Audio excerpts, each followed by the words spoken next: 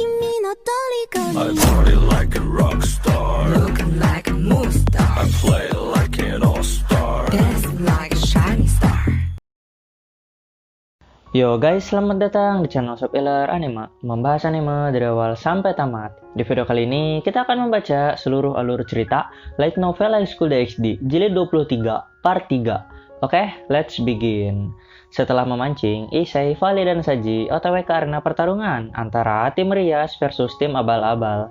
Di sini mereka melihat pion Rias yang sangat mencolok dan menarik perhatian. Auranya berwarna emas dan ternyata itu adalah Chrome Cruach. Yap, sang Evil Dragon Chrome menjadi salah satu bawahan Rias di turnamen kali ini. Wow, pantas aja OP ya si Rias, ada Chrome toh di timnya. Di sini, sistem pertarungannya adalah tim fight seperti High School DxD Season 1. Dan saat mulai bertarung, Chrome langsung memberikan pukulan hebat beraura hitam yang membuat arena pertarungan hancur lebur. Bahkan dimensi saja langsung sobek. Plus bonusnya, 5 tim musuh kalah seketika. Wadaw.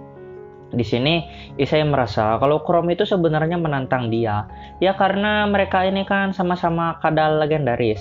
Jadinya bisa saling merasakan energi masing-masing ya. Meski dipisahkan oleh dinding dimensi sih. Tak lama, datang Rafael dan tim Issei yang lainnya. Serta Bova yang sedang dalam bentuk mini dragon dan bertengger di bahu Asia. Di sini, Rafael menanyakan tentang apa yang harus kita lakukan tentang lawan mereka ini. Ya karena selain Chrome, Rias juga memiliki petarung kuat yang sangat perlu diantisipasi, yaitu Lin Selzan dan juga Gasper Vladi. Lah kok Gasper Min? Yap, Gasper dalam mode Balor ini sangatlah kuat. Kekuatannya aja udah setara Longinus. Di sisi lain, Lin Selzan juga barbar. Dia bisa dibilang setara dengan Kiba lah, tapi elemen favoritnya itu cahaya.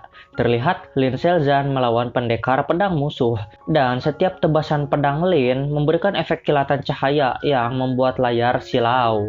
Di sisi lain ada juga Valerie. Sebagai healer dia itu luar biasa. Lin sebenarnya kena luka saat bertarung tadi, tapi dengan kemampuan Valerie, luka Lin hilang dalam hitungan detik. Ya ingat-ingat Marius yang sisa jempol doang aja bisa regen gitu kan. Di sisi lain, Lin yang telah mendapatkan kekuatan Walbruga membakar musuh memakai api ungu dan musuhnya KO seketika.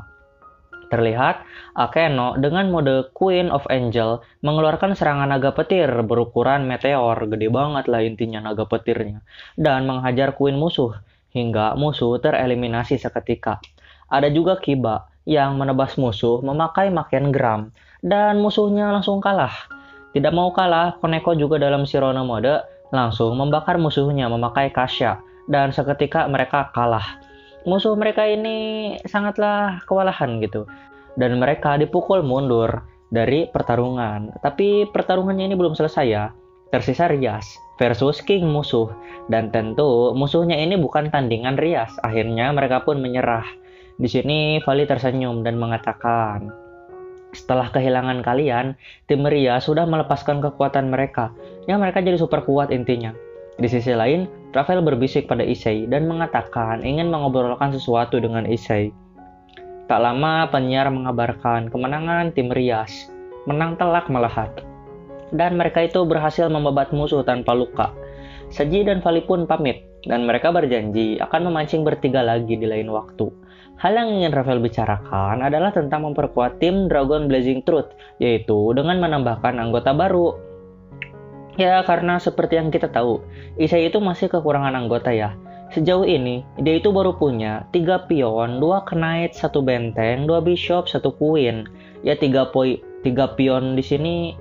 Ya 3 pion di sini itu maksudnya Bova ya. Dia itu meskipun sendirian tapi dihitungnya 3 gitu. Jadi dia punya 3 pion lah si Issei.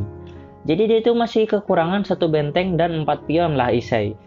Elemen kayaknya bakal jadi pion deh. Dan saat pertarungan dia promosi bishop. Ya kalau misalkan dia jadi benteng rada aneh. Tapi bisa juga sih jadi benteng. Ya soalnya dia kan itu kan vampir gitu. Yang notabene ahli sihir. Tapi ada juga sih vampir yang physical attack-nya bagus. Contohnya Alucard atau Dante lah. Dante Blismin. Oke lanjut. 2 hari kemudian datang seorang perempuan bernama Miliarka.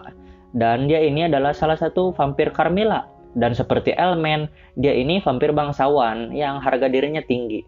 Ya, pakaiannya aja semi tertutup sih. Lalu Nakiri mengatakan pada Issei bahwa dirinya harus bertemu dengan seseorang. Ya, maksudnya Issei harus bertemu dengan seseorang. Dan datanglah seorang gadis. Woi, gadis mulu anjing yang datang.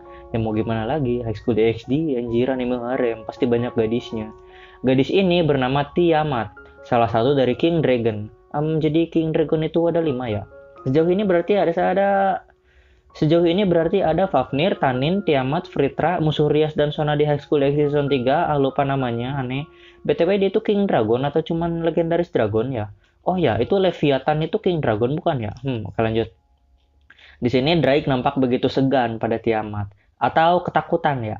Karena Drake ini selalu kabur saat merasakan aura Tiamat. Dan tentu Tiamat itu menyadarinya, tapi sih dia bodoh amat.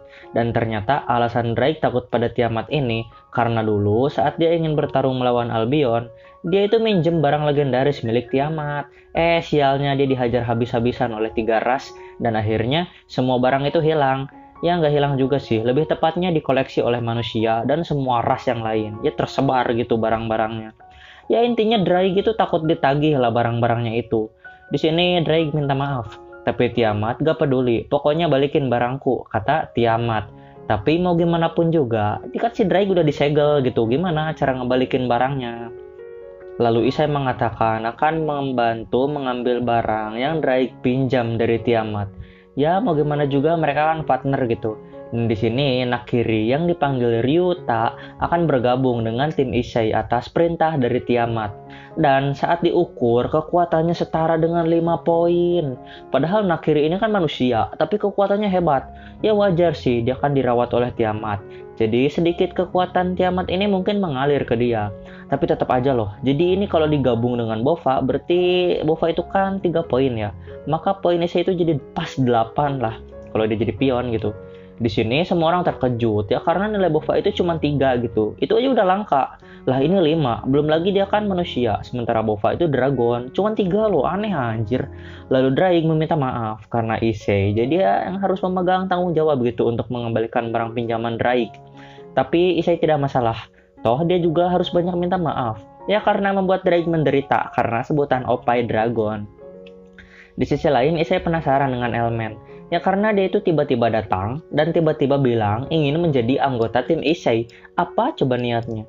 Padahal Issei gak ngelakuin apapun yang membuat elemen berhutang budi gitu. Lagian pas pertempuran tempo hari di Romania, dia juga kan bertarung itu demi Tepes ya kalau nggak salah. Ya meski itu permintaan Carmilla sih, jadi keingat elemen yang manjat genteng terus kejar bos gitu.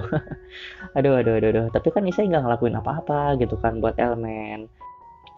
Ya sudahlah, niat elemen ini masih misterius. Dan untuk sekarang, Nakiri resmi menjadi pion kedua Issei dengan 5 poin di tangannya. Bersambung. BTW si Nakiri ini ditawarin apa dia mau jadi benteng atau dia mau jadi pion. Tapi Nakiri milih jadi pion aja gitu. Oke, thanks for watching and titik. Bye-bye.